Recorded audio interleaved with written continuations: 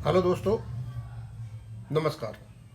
मैं दीवान सिंह। मैं आपको बताना चाहूँगा कि कल जब मेरे से कहा गया कि एक वीडियो बनाओ जिसमें 31/10/1987 के किसी भी व्यक्ति का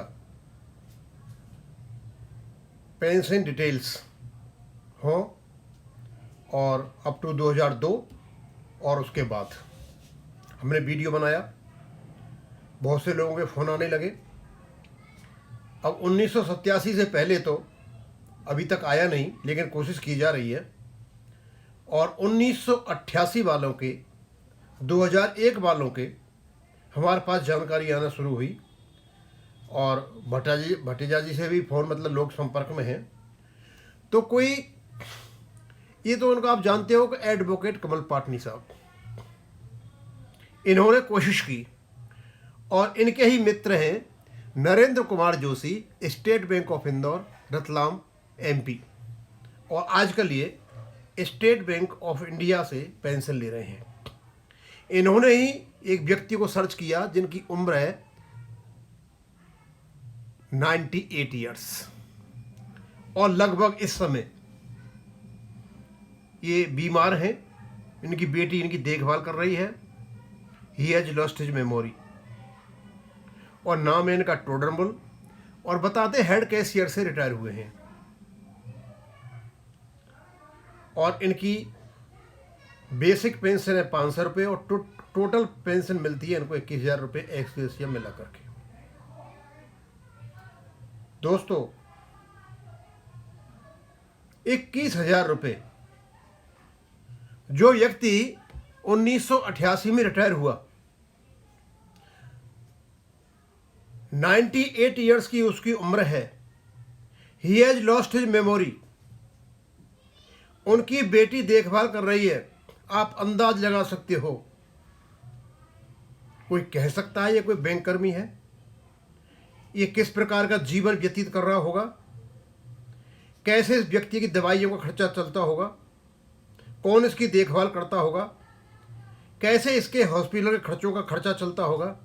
और कैसे ये आदमी मेडिकल हेल्थ इंश्योरेंस की पॉलिसी ले जिसका कमीशन आईबीए और यूआईबीयू खाते हैं? ये कंडीशन देखने के बाद मुझे लगता है कि सहारनपुर के राजकुमार जी कह रहे थे, नेताओं जो तुमने किया है ना, कुकर्म किए, तुमको जा करके नर्मदा में डूब के मरना पड़ेगा। नर्मदा का तो बहुत पानी होता है राजकुमार जी।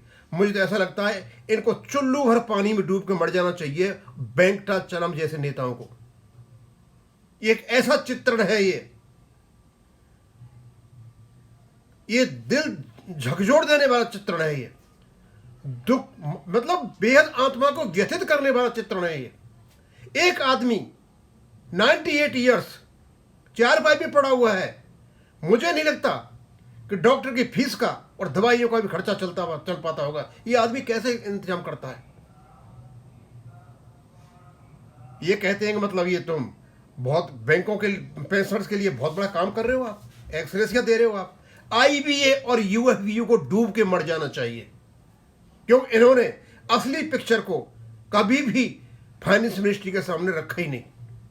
यदि ये डिटेल नहीं पूछे जाते तो हमें पता नहीं चलता कि आजकल हमारे पेंशनरों की हालत है। एकदम सजीव चित्रण है पूरे देश के लिए, पूरी इंडिया के लिए, पूरे वित्त मंत्रालय के लिए, पूरी इस गवर्नमेंट के लिए, और पूरे बैंकों के सीएमडीज के लिए। कोई मुझे करके बता दे 21,000 रुपए में ये व्यक्ति कैसे गुजारा करता होगा? जो आदमी मेरे मेमोरी को लॉस्ट कर गया है, इसकी देखभाल कौन करता हो, कहां ले जाता हो, कैसे करता होगा? ये अकेला नहीं है। यही हालत है सारे बैंक पेंशनर्स की, यही दुर्दशा की बैंक पेंशनर्स की। और ये वेंकटाचलम एंड पार्टी, इनको शर्म नहीं आती है? ये 5 डे बैंकिंग करते हैं। कमल पाटनी जी ने लिखा कुछ, उसमें पूरा पढ़ूंगा बाद में, मैं कुछ नहीं करके लाया। और साथ में और बता दूं, उन्होंने कहा है कि इनकी सारी डिटेल बैंक से लेकर के उपलब्ध करा दी जाएंगी। मैंने इनके कुछ काले काले कर दिए यहाँ पर, कि मैं नहीं चाहता मेरे चैनल से किसी की आइडेंटिटी डाइवल्ज हो। केवल और केवल कोर्ट पर्पज के लिए हम इन्हें उपलब्ध कराएंगे, या इतना ही पता है कि एक टोडरमल जी हैं, हेड कैशियर है बस, और स्टेट ऑफ बैंक इंडिया से पेंशन लेते हैं, बस इतना ज़्यादा कुछ पता नहीं। दोस्तों, और भी पाटनी जी ने आश्वासन दिलाया है कि हो सकता है वो 87 के आदमी भी ढूंढ के ले आए, नहीं तो सारे रिकॉर्ड में कहीं न कहीं किसी न किसी को तो मिलेगा। जिस प्रकार पाटनी जी कोशिश कर रहे हैं, दूसरे लोग संपर्क में आकर कर रहे हैं, दूसरे लोग भी हमें अपना मुद्दे।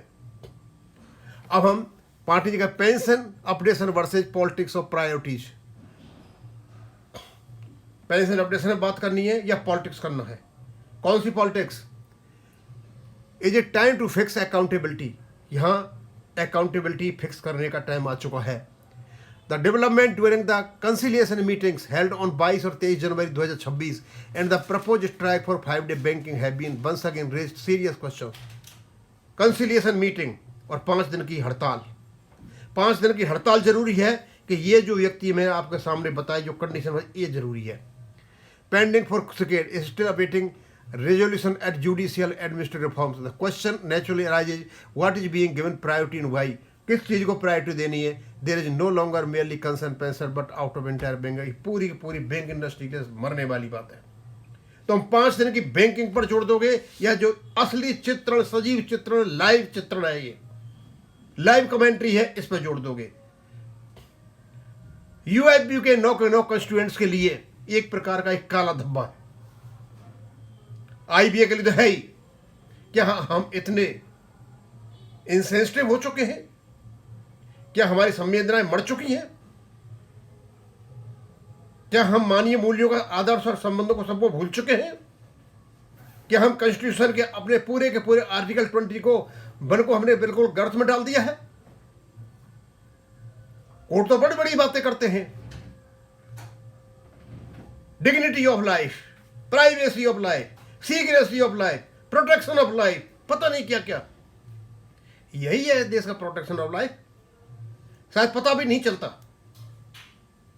यदि हमसे डिटेल नहीं मांगे गए होते और वीडियो नहीं डालते।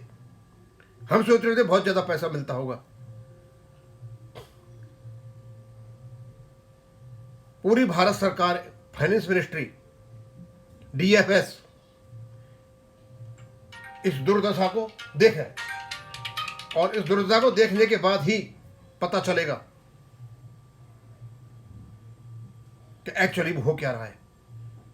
हम और भी वीडियो बनाएंगे इसके बारे में, जैसे जैसे हमारे पास आएंगे, डिटेल्स आ रही हैं हमारे पास, उनकी डिटेल्स को बिना बताए हुए, बिना उनके पीएफ नंबर बताए हुए हम यह डिटेल्स डालेंगे। सोशल मीडिया पर नहीं डाल सकते, हम उनको काला कर देंगे, लेकिन जहां जरूरत होगी वहां उनको पूरा पूरा भेज देंगे। रियलिटी में दिस इज द सिचुएशन। अब मैं इसको यहीं खत्म करूंगा। थैंक यू, धन्यवाद।